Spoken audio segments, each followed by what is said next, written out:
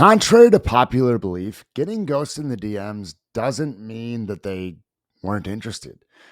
More often, it means that something inside of them got activated and they just didn't know how to respond. And until you understand the core three principles that people ghost and how to navigate each one, you'll keep misreading silence as rejection or even worse, pushing away the very clients who are on the edge of saying yes, going, oh, this guy doesn't want it. I'm just going to check out of this conversation. And those are the clients, and I've been here before, where a couple months later, or maybe even a couple days later, you see them being welcomed into somebody else's program. And you're like, huh, they were looking for help.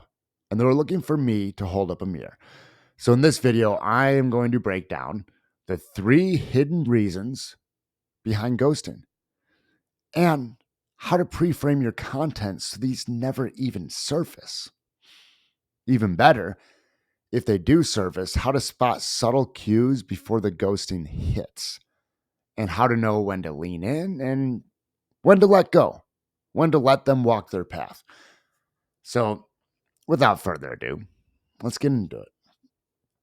The first reason that people ghost, they already believe that they're on the path, right? They think what they're doing is good enough.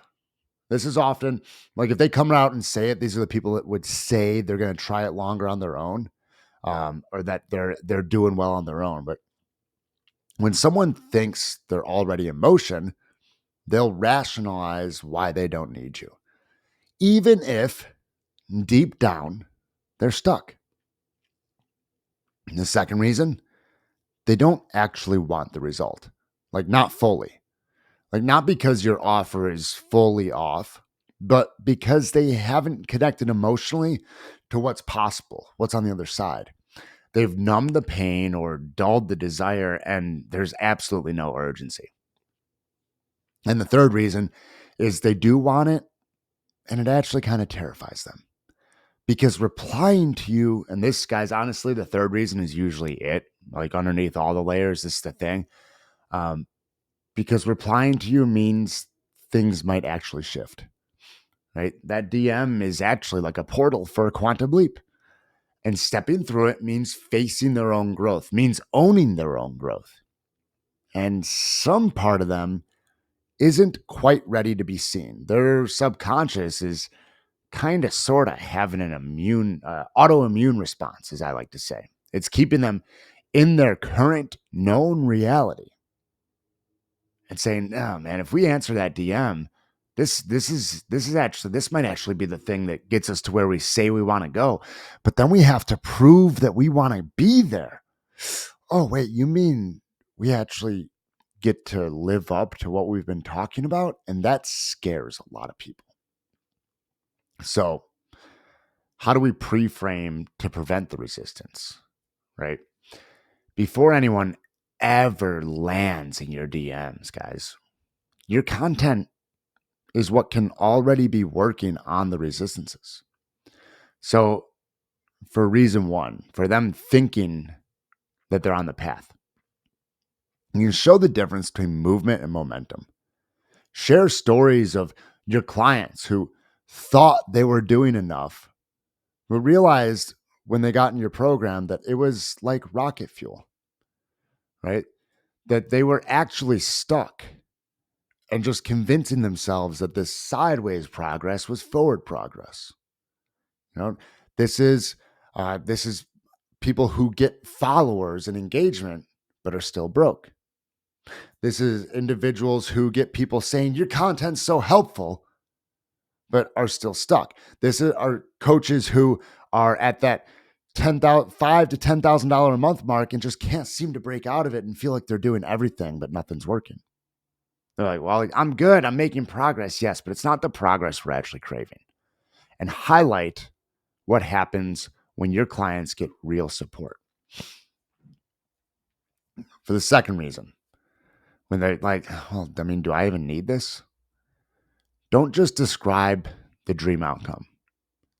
Like, agitate the cost of inaction, right? So for me talking to you guys, if I was to agitate the cost of inaction, it would be, well, if you keep going on this path, Will you honestly be in business? Will you still be running your coaching business a year from now? Are you doing enough right now to 12 months from now still be to actually be driving full effort into this thing? And be super honest with yourself. Be super honest with them when you do it to them.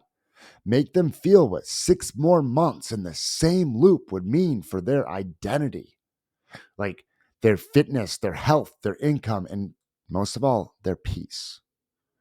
Right. And I'll ask you guys once more, what would 6 more months in the exact same loop that you've been running do for you? And for reason number 3, the reason that it usually is, the reason that I've seen for myself before I enroll with impactful mentors, normalize the fear of growth. Like, call it out in your captions and your reels. The reel that I made talking about this video, teasing this video out, I believe I talked about in that reel where it was, I realized in a new moon ceremony that I had a fear of money and not like, no, I talked about it in a workshop. I'm sorry, but talked about it in a workshop the same day I dropped the reel. But I realized in a new moon ceremony when the subject of fear came up that I had a fear of money, but I was already making money. Oh, I was scared of more money. I was scared of the responsibility of holding that. So do the same for your clients, whether it's the fear of losing friends when they up-level their life, the fear of having to change what their family's eating, the fear of relationships changing. Call it out. Let them know that you see them.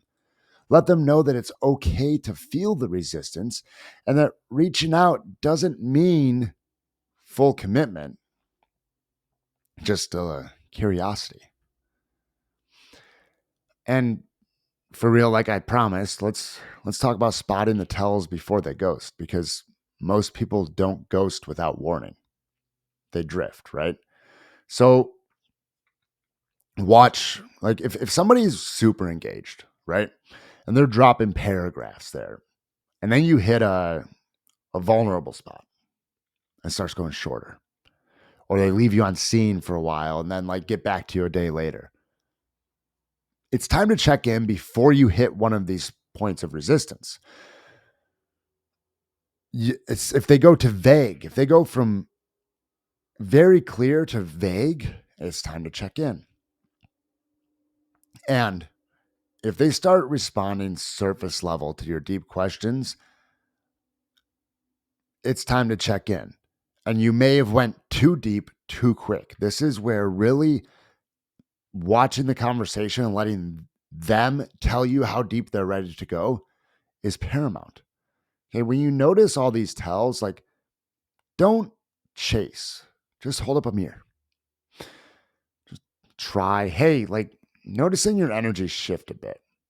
Totally understand. Like, just curious if something feels off or unclear. You know, it does two things here. It names what they're feeling, but haven't said, maybe not even to themselves. And it gives them an out or a doorway with dignity. The fun part about that, some of y'all just went, wait, Chase, you're going to give people an out? Yes. Because if they want it, let them take it. You don't want to be booking calls just to book calls, I promise. And if they're given that out and they realize like, oh, they're not just trying to strong arm me into something. Well, maybe, just maybe they're going to turn around and say, oh, they care. And yes, I do want this. They're right. And they're going to open up more. So speaking of that, you can't force someone into transformation. Like even when you know they need it, sometimes the most powerful thing you can do is step back. So make sure to invite them in when they've shown consistent desire, but are spiraling in like a little bit of fear. If you've built trust and they're just stuck in the final 10%, reach out and help them bridge that gap. You can hold clean energy in those situations without attachment to the outcome. Let go and let them re-regulate when their nervous system is clearly dysregulated. Or If you feel yourself white knuckling the outcome, trying to get that call or get that client, or even yet, if they haven't shown that they're ready, and pushing would create obligation on their part, not ownership of their journey. Heavy-handed selling creates heavy-handed clients, I promise you. Clients who drain you, clients who grow to resent you because you heavy-handed them into here, and now they are looking for you to heavy-hand the results. And clients who ghost after they pay. Like, that's not leadership, guys. Leadership starts in these conversations, and leadership is knowing when to plant the seed and when to walk away. Let them come back when it's time. And if it's not, it's not. Trust the timeline and hold your standards, and honestly, keep your signal and keep your container clean.